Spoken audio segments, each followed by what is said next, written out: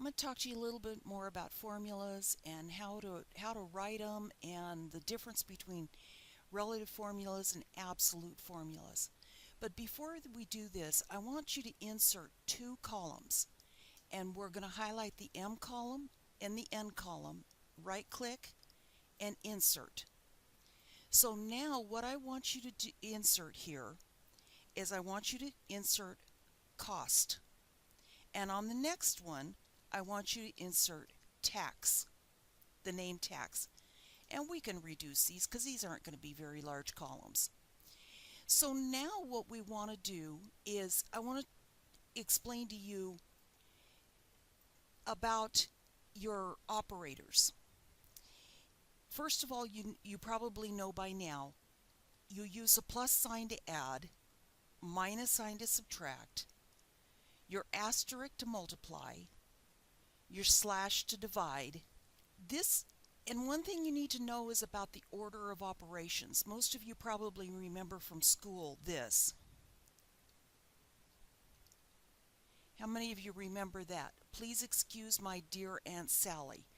That's your order of operations for Excel also. If you remember this, it would be the parentheses, exclamation, multiplication, division, addition, and subtraction. That is the order that Excel is going to calculate any formulas. So if I were to do my equal sign, and I put 2 plus 3, of course, what's my answer going to be? It's going to be 5.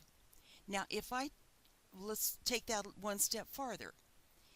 Times 2. So if I do this, what's my answer going to be? It's going to be 8. Because what it does is it takes the multiplication and then adds through addition. Now, if I take this same formula and I put parentheses here, what's my answer going to be? It's going to be 10. Because what it now takes is it takes the 2 plus 3 for 5, multiplies it by 2, and it gives you the answer of 10. So be careful when you're doing your formulas that you keep this in mind. So let's go on here and let's take into consideration what is going to be the cost for these cookies. So I ordered 3 tubs of cookies. So what am I going to do? Remember my equal sign, am I going to do 3 times, what's the cost per tub? Cost per tub is $12 right here. So am I going to do this? No, please remember, don't do that. I'm going to delete that. Always remember, use your equal sign. Refer to the cell where the calculation is. Multiply it by the other cell you need to use. I cannot use this number here, $12 per bag, because that's in a text box. You cannot multiply there. But right up here, I have $12 in the price per tub. This is why we wanted it in a separate cell by itself, the cost. So now if I press enter, $36. That looks right, doesn't it? Now, am I going to go down and I'm going to calculate each of these separately? No.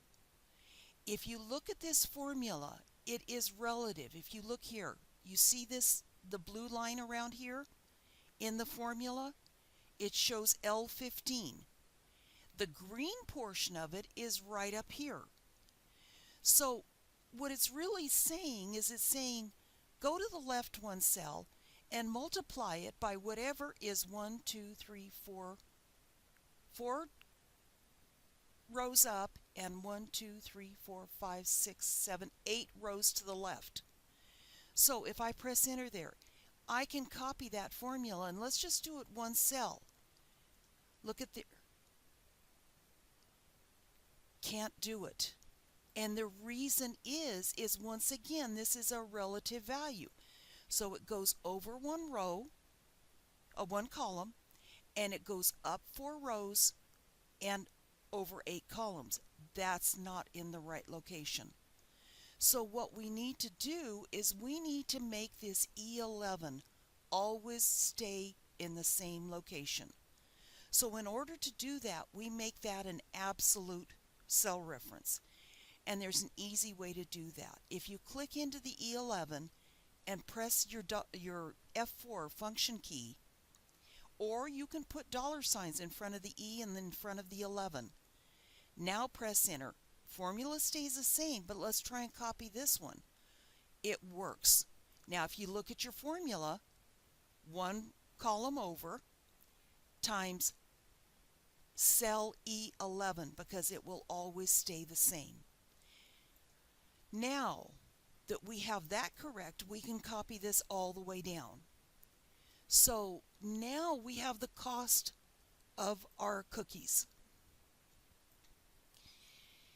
The next thing we need to do is figure out how much is the tax. And this is going to be the same type of thing. We're going to have to use an absolute value, because what we want to do is our equal sign. Go over to the cost, move over one column, multiply that times the tax rate that we have up here in a cell by itself. Now once again, we're going to have to make this an absolute cell reference. So we are going to press the F4 key, the function 4 key, accept this formula. So the tax is $3.06. Now I'm going to copy that down, and there's my tax. Total sales is $300. Tax on that is $25. Now let's figure out the total with the tax. So here's where it's going to be fairly easy. We're going to use our equal sign, do the cost plus the tax. And there's my total price. I'm going to erase these. For my portion of the order, see, this is me. And I can copy that down. So the total amount is that I have collected for these cookies is $325.50. Now I hope that explains a little bit. Now see, this cell is relative because there are no absolute values in here. It's all relative, and when you move the formula, everything moves. This is one cell, two cells over to the left, plus one cell over to the left. Same thing here. Two cells over to the left, plus one cell over to the left. Okay, so I'll let you go ahead and do your portion of it.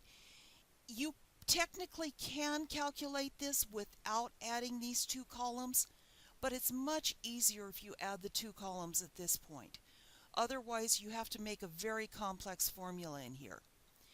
So go ahead and do it however you want to.